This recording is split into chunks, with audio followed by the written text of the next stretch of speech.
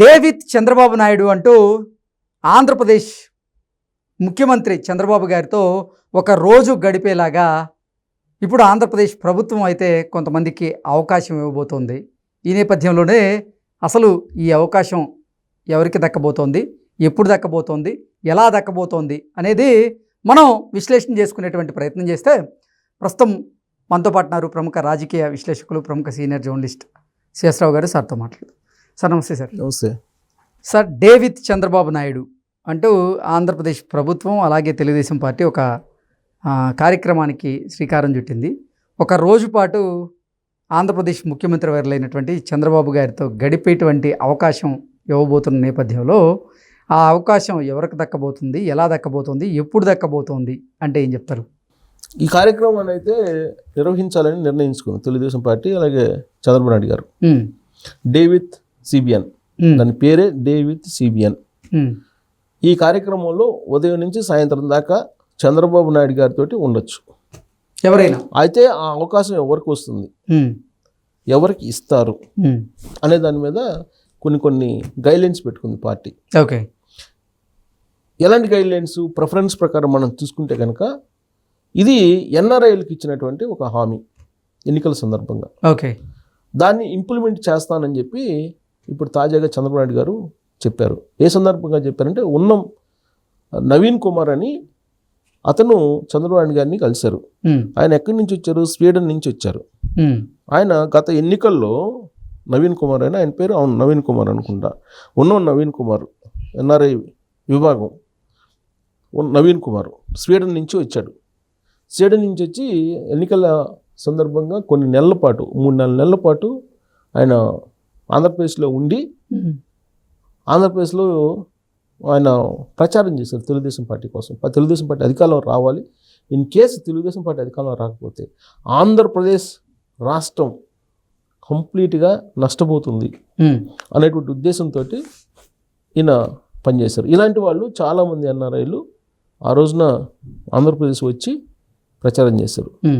ఈయన పర్టికులర్లీ ఈ ఉన్న నవీన్ కుమార్ అనే అతను దాదాపు 1800 మంది ఎవరైతే ప్రభావం చూపించగలరో, ఇన్ఫ్లుయెన్స్ చేయగలరో వాళ్ళని ఒక 18 మందిని ఐడెంటిఫై చేసి శ్రీకాళహస్తి, సూళ్ళూరుపేట, తిరుపతి, చిత్తూరు ఈ జిల్లాల్లో ఎంపిక చేసినటువంటి ప్రాంతాల్లో ఆయనకి పరిచయం ఉన్నటువంటి వాళ్ళని ఐడెంటిఫై చేసుకొని ఒక 1800 మంది ఇన్ఫ్లుయెన్సర్స్ని ఈయన మానిటర్ చేశారు కొన్ని నెలల పాటు. ఇప్పుడు ఆయన ఓటేయటం ఇంపార్టెంట్ కాదు, ఇన్ఫ్లుయెన్సర్ని ఐడెంటిఫై చేసి 1800 మందిని ఆయన మోటివేట్ చేసి తీసుకెళ్లారు అని అంటే అది నీకు ఇంపార్టెంట్. మోటివేషన్ అనేది అప్పుడు ఇంపార్టెంట్. ఎందుకంటే 1800 మందిని మోటివేట్ చేశారంటే 1800 ఇంటూ ఎన్ని ఓట్లు ఇన్ఫ్లుయెన్స్ అయ్యింటో చూడండి. అలా ఎన్ఆర్ఐలు కొన్ని 100 మంది అప్పట్లో వచ్చారు. వచ్చిన సందర్భంగా అందరూ ఎక్స్ప్రెస్ చేసినట్టే ఒక డౌట్ వాళ్ళు ఎక్స్ప్రెస్ చేశారట. ఏంటంటే, అధికారంలో లేరు కాబట్టి మీరు అందరికి అందుబాటులో ఉన్నారు, వన్స్ అధికారం వచ్చిన తర్వాత మాకు మిమ్మల్ని కలవడానికి కూడా కుదరట్లేదు అనేటువంటి సందేహాన్ని వ్యక్తం చేసినప్పుడు డే విత్ సిబిఎన్ అనే కార్యక్రమం పెడతాను, మీరు ఎన్ఆర్ఐలు ఎవరు వచ్చినా సరే మీకు ఈ వెసులుబాటు కల్పిస్తాను, ఒకరోజు మొత్తం నాతో ఉండేటట్టు నేను కల్పిస్తానని చెప్పి చెప్పారట. ఎవరైతే బాగా ఇన్ఫ్లుయెన్స్ చేసి ఇతర దేశాల నుంచి వచ్చి కొన్ని నెలల పాటు పనిచేశారో వాళ్ళకి దాంట్లో భాగంగా ఈయనకి కల్పించారు. ఓకే. తెలుగుదేశం పార్టీ ఎన్ఆర్ఐ విభాగం ఉంది, వాళ్ళకి తెలుసు ఎవరెవరు విదేశాల నుంచి వచ్చి కొన్ని 3-4 నెలల పాటు ఇక్కడ ఉండి ఇన్ఫ్లుయెన్సర్స్ని ఐడెంటిఫై చేసి ఆయా గ్రామాల్లో ఏ విధంగా వాళ్ళు ప్రచారం చేశారనేది వాళ్ళకి తెలుసు. ఎన్ఆర్ఐ తెలుగుదేశం విభాగానికి వాళ్ళు ఐడెంటిఫై చేసి, ఆ విభాగం ఐడెంటిఫై చేసినటువంటి వాళ్ళకి డే విత్ సిబిఎన్ కార్యక్రమంలో ఉండొచ్చు. దాంట్లో భాగంగా ఫస్ట్ ఈ నవీన్ కుమార్ అనే అతనికి అవకాశం లభించింది. ఈయన ఉదయం నుంచి సాయంత్రం వరకు చంద్రబాబు నాయుడు గారితో ఉన్నారు. చంద్రబాబు నాయుడు గారు ఉదయం నుంచి రివ్యూ మీటింగ్స్లో ఎన్నింటిలో పాల్గొన్నారు, ఆ తర్వాత ఎవరెవరితో కలుస్తున్నారు, మొత్తం ఉదయం నుంచి సాయంత్రం దాకా ఆయనతో ఉండి డిన్నర్ కూడా చేసి వెళ్ళిపోయారు. ఇది డే విత్ సిబిఎన్ కార్యక్రమం. దీంట్లో ఫస్ట్ ప్రిఫరెన్స్ ఎన్ఆర్ఐలకి. ఆ తర్వాత ప్రిఫరెన్స్ ఎవరికి అని అంటే, పార్టీ కోసం త్యాగం చేసి పార్టీలో ఎలాంటి అవకాశాలు లేక ఉన్నటువంటి వాళ్ళని ఐడెంటిఫై చేసి వాళ్ళకు కూడా అవకాశం కల్పించేటువంటి ఒక కార్యక్రమం జరుగుతుందనేది తెలుగుదేశం పార్టీలో వినిపిస్తుంది. సహజంగా ఇప్పుడు ఏంటంటే తెలుగుదేశం పార్టీ క్యాడర్లో కానీ తెలుగుదేశం పార్టీకి సంబంధించిన ద్వితీయ శ్రేణులు కానీ ఉన్నటువంటి అభిప్రాయం ఏంటంటే 6 నెలలు అయిపోయింది. ఈ 6 నెలల్లో చంద్రబాబు నాయుడు గారు గెలిచినప్పుడు ఒక రకంగా ఉంటారు, అధికారంలో ఉన్నప్పుడు అధికారం పోయిన తర్వాత ఇంకో రకంగా ఉంటారు అనేటువంటి అభిప్రాయం ఏదైతే ఉందో ఆ అభిప్రాయం యాజ్ టీజ్గా వాళ్ళల్లో కనిపిస్తుంది ఇప్పుడు. ఎందుకంటే నేను మారినటువంటి చంద్రబాబు నాయుడిని రాబోయేటువంటి రోజుల్లో మీ అందరితో నేను ఉంటానని హామీ ఇచ్చారు ఆయన. గతంలో కాదు, మీ అందరికి అందుబాటులో ఉంటాను, పార్టీకి ప్రభుత్వానికి ఏ విధంగా సమన్యాయం చేయాలో ఆ విధంగా చేస్తానని చెప్పారు. ఆ తరహాలో స్టార్టింగ్లో 1-2 రోజులు పార్టీ కార్యాలయానికి వచ్చి అందరిని కలిసేటువంటి ప్రయత్నం చేశారు. కానీ ఇప్పుడు ప్రభుత్వంలో బిజీ అయిపోయి, ఆయన అభివృద్ధి కార్యక్రమంలో బిజీ అయిపోయి పార్టీ క్యాడర్కి కొంచెం దూరం అవుతున్నారు అనేటువంటి అభిప్రాయం ఉంది. అదొకటి. 2 ఏంటంటే సహజంగా తెలుగుదేశం పార్టీ క్యాడర్కి ఏ పార్టీలో ఉండేటువంటి క్యాడర్ కూడా మనం కంపేర్ చేయలేం. ఈ పార్టీలో ఉండేటువంటి క్యాడర్ ఏంటంటే వాళ్ళకేం పనులు అవసరంలే, లేదంటే వాళ్ళకేమి ఇతరత్ర దొడ్డిదోవను సంపాదించుకునేటువంటి ఆలోచనలు కూడా చాలా తక్కువ మందికే ఉంటుంది. వాళ్ళకి కావాల్సింది ఏంటంటే ఆత్మ గౌరవం. ఇది అసలు పుట్టిందే ఆత్మగౌరవం నుంచి, ఆత్మాభిమానం నుంచి పుట్టిన పార్టీ తెలుగుదేశం పార్టీ. ఈ ఆత్మగౌరవం ఆత్మాభిమానం ఎక్కువగా మెండుగా ఉన్నటువంటి కార్యకర్తలు కలిగినటువంటి పార్టీ ఇది. అధినాయకుడు జస్ట్ వాళ్ళకి మాట్లాడితే చాలు, వాళ్ళకేం ఇవ్వవసరంలే, జస్ట్ మాట్లాడితే చాలు అనుకుంటారు వాళ్ళు. ఇంకొక కొంచెం సంతోషంగా ఉండాలని ఒక ఫోటో దిగితే బాగుండు అనుకుంటారు. అంతకుమించి తెలుగుదేశం పార్టీ క్యాడర్ మెజారిటీ ఏం కోరుకోరు. పవర్ బ్రోకర్స్ వాళ్ళ పైన వాళ్ళు చేసుకుంటారు, ఏ పార్టీ ఉన్నా. ఇప్పుడు తెలుగుదేశం పార్టీ వచ్చిన తర్వాత కూడా పవర్ బ్రోకర్స్ వాళ్ళ పైన వాళ్ళు చేసుకుంటున్నారు. తెలుగుదేశం పార్టీ క్యాడర్ కూడా అదే. చాలా సందర్భాల్లో ఈ పవర్ బ్రోకర్స్ ఏంటి, అసలు ఇందుకోసమైనా మేము పార్టీ కష్టపడి అధికారంలోకి తీసుకొచ్చుకుంది అనే భావం కూడా చాలా మందిలో ఉంది.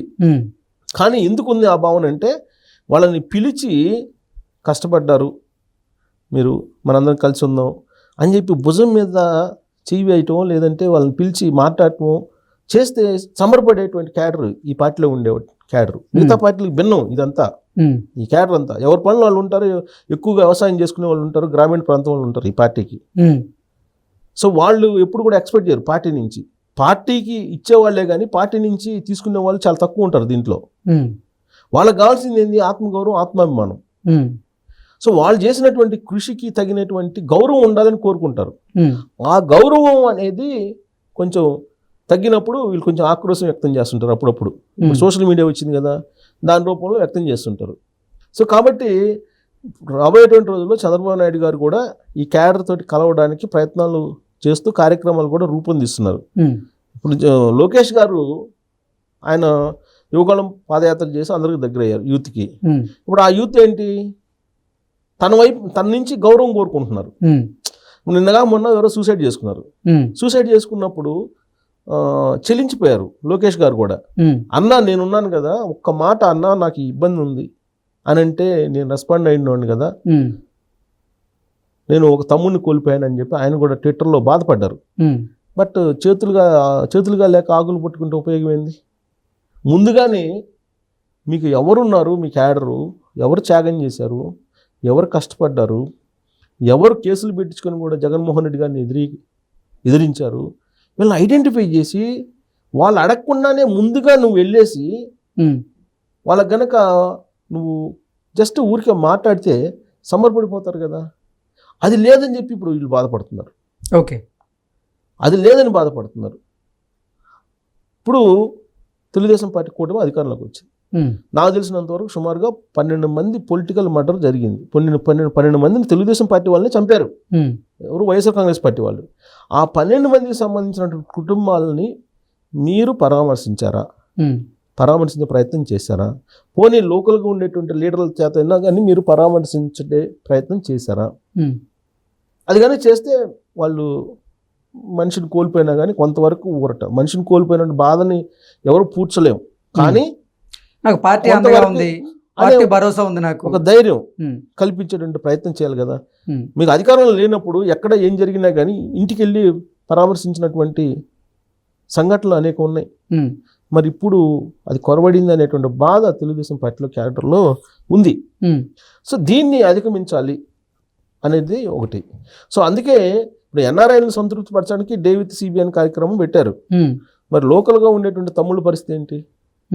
వాళ్ళు కూడా కలవడానికి అవకాశం ఇవ్వాలి కదా అనేది ఒకటి వినిపిస్తుంది. ఇప్పుడు ఈ 6 నెలల తర్వాత బహుశా నేను అనుకుంటాం లోకేష్ గారు కూడా కలుస్తారు అనుకుంటా. ఓకే, ప్రజా దర్బారు పెట్టి ప్రజలను కలుస్తున్నారండి.